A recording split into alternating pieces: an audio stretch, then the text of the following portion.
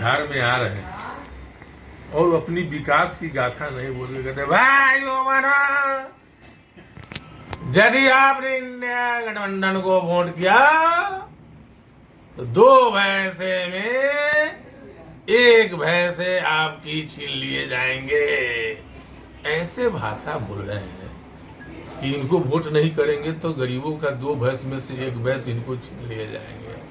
और गरीब अगर यही पूछ दे माननीय प्रधानमंत्री जी, आपने तो इस देश के सबसे बड़े बीफ का कारखाना खोल दिया, दुनिया के सबसे बड़े एक्सपोर्टर इंडिया हो गया है बीफ के मामले में, तो भैंस तो आप रोज हजारों भैंस गाय छीन ले रहे हैं लोगों को और आप डरा रहे हैं बिहार में गरीब लोगों को।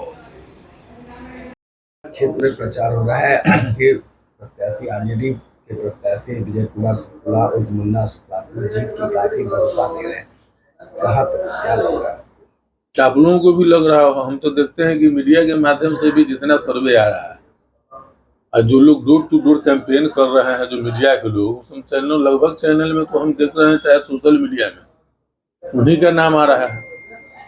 तो अब तो पहले नेता लोग दावा करते थे, अब तो सोशल मीडिया से आम आवाम भी दावा करने लगा है कि भाई वैशाली में विजय कुमार शुक्ला और मुन्ना शुक्ला जीत रहे हैं। हर सोशल मीडिया में फ्रेंड फॉलोइंग जो है सबसे ज्यादा मुन्ना शुक्ला का आ रहा है, वजह क्या बन गई, आखिर वजह क्या रही है? वैशाली में इस प्रकार का लोकप्रियता देखा जा रहा है। स्वाभाविक बात है, लोग जब बदलाव के पक्ष में होते हैं और बदलाव के पक्ष में जिसको मौका मिलता है वो नायक हो जाता है।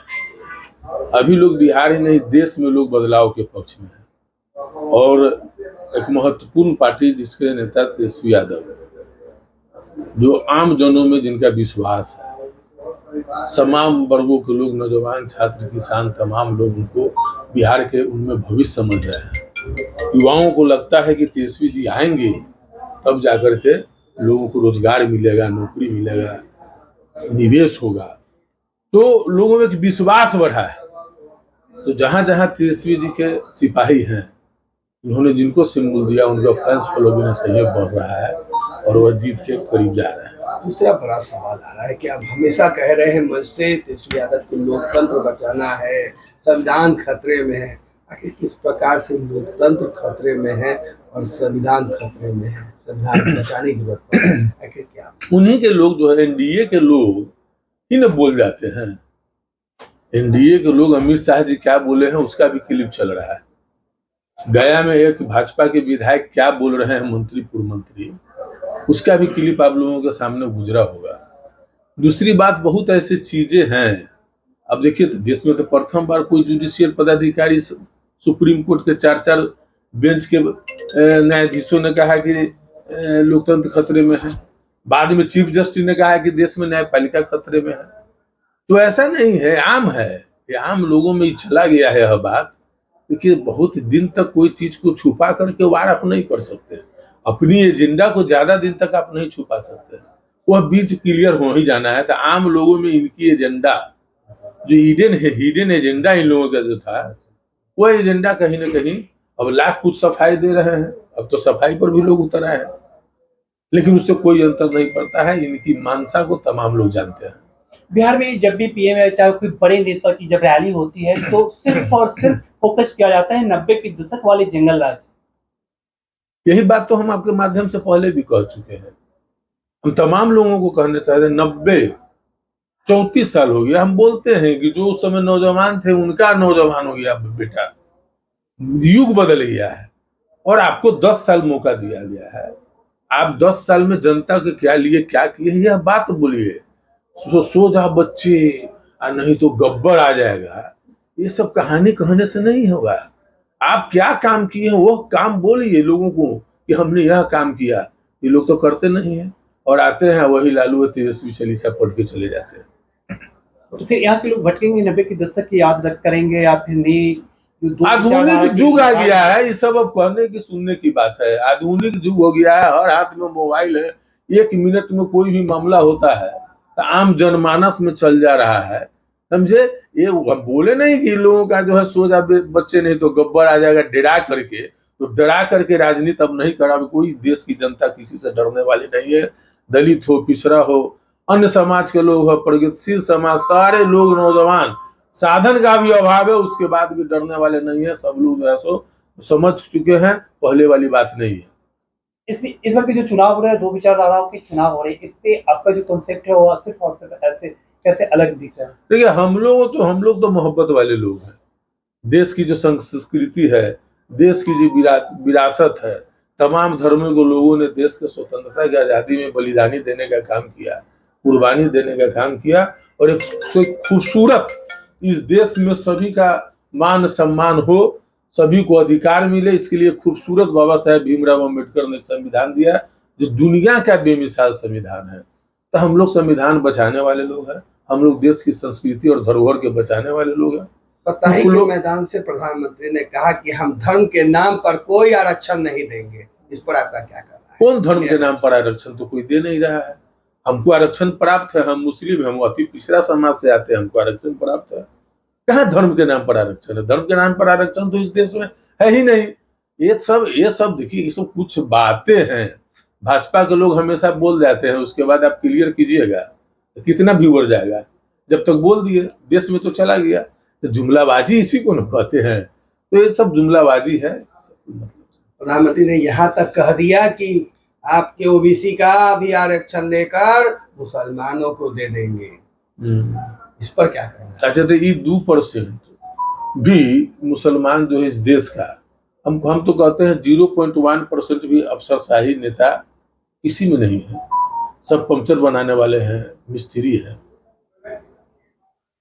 वर्कर है, राजमिस्त्री के काम करने वाले हैं, बीड़ी बनाने वाले हैं, पान बेचने वाले हैं। और ये इससे आप डरा रहे हैं। आप प्रधानमंत्री हो, 56 इंच के सीने रखने वाले हो, राष्ट्रपति आप हो, देश के सभी राज्यों के मुख्यमंत्री आप हो, राज्यपाल आप हो, शासन सत्ता है, क्यों डरा रहे हैं? क्यों नफरत फैला रहे हैं? ये लोगों को क्यों भरमा रहे हैं? जब 400 साल अकबर राज किया तो हिंदुत्व खतरे में नहीं हुआ।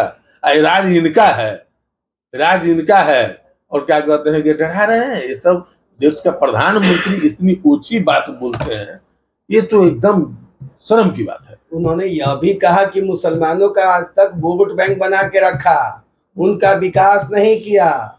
जिस तरह से कांग्रेस ने मुसलमानों के वोट का सिर्फ उपयोग किया है, उनके विकास का उपयोग नहीं किया। जिनको भी तो मौका मिला था, इनको 10 वर्ष मौका मिला, इनको विश्वास जितना चाहिए। आप देश के प्रधानमंत्री है, पार्टी बाद में है, पहले देश के प्रधानमंत्री है। अगर आपको ऐसा लगा इस देश का एक वर्ग है जिसमें शिक्षा की अभाव है, आर्थिक अभाव है, उसको जो है प्रोत्साहन नहीं किया गया है, कमजोर है, आप आगे आते उनके फलाहल के लिए आप स्कीम लाते तो निश्चित तौर पर आज लोग साथ आपके होते। मौजूदा सरकार, एनडीए की सरकार में मुसलमानों के लिए बहुत कुछ योजना दी गई है। खुद मोदी जी ने कहा है हम मुस्लिम बच्चों के हाथ में एक हाथ में लैपटॉप तो दूसरे हाथ में कुरान देखना चाहते हैं। ना ठीक बात है। आधुनिक युग है तो लैपटॉप की बात तो आना ही नहीं चाहिए। नफरत की जो बातें लोग बोलते हैं, पहले वो खत्म। जिस घर में तनाव रहेगा, जिस घर में तनाव रहेगा, आपसी मतभेद रहेगा, वो घर विकास करता है क्या?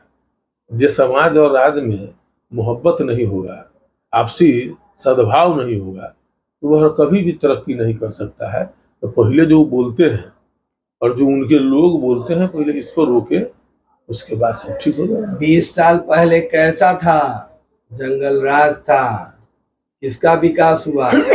20 साल पहले हम प्राथमिक स्कूल में पढ़ करके और आपने सफर तय किया जी कि पंक्चर बनाने वाले लोग है, पान पुड़िया बेचने वाले लोग मुसलमानों में है, सबसे ज्यादा है। कमजोर इसका जिम्मेवार किसको डरा रहे हैं? ये डरा रहे हैं, क्या बोल रहे हैं मोदी जी?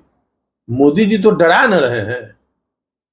मुसलमानों को ये कर दिया जाएगा, मुसलमानों को आरक्षण। मोदी जी तुम्हारा आजकल बोल रहे हैं डिसीजन लेती है, क्या कमजोर लोग डिसीजन ले सकते हैं क्या? उसने पाकिस्तान वाले शब्दों पर कहा, फारूक अब्दुल्ला के बयान पर, कि मुसलमानों का पाकिस्तान का सम्मान करना चाहिए। उसने भी परमाणु बम रखा है, उसने चूड़ियां नहीं पहनी है। देखिए, हम लोग इधर उधर की बातें में नहीं करना चाहते। हम देश के लोग हैं, समझे, हम देश की बात करना चाहते हैं।